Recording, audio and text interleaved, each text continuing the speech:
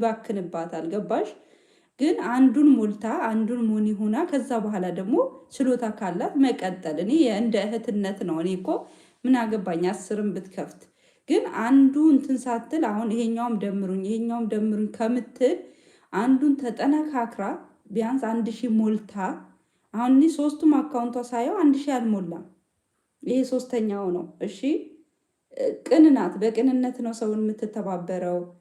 ምርጥ እህት ናት። እኔ ያው እንደ እህትነቴ ነው ለመምከር ያህል እንጂ ችሎታ ካላት እኮ ችግር የለውም። ግን ዋናው ግን ምንድነው ያው ተጠቃሚ ለመሆን ስለሆነ የምንለፋው፣ እሷም የምትለፋው እንደዛ ስለሆነ አንዱን እንደምንም ሆና ያላትን ጊዜ በሱ ላይ እንትን ብላ ከስራ እንትን ትርፍ ማለት ነው ባላትን እንትን ተጠቅማ አንዱን እንትን አስተካክላ ከዛ በኋላ ወደ ሌላኛው ብትሄድ የተሻለ ነው። ገባሽ?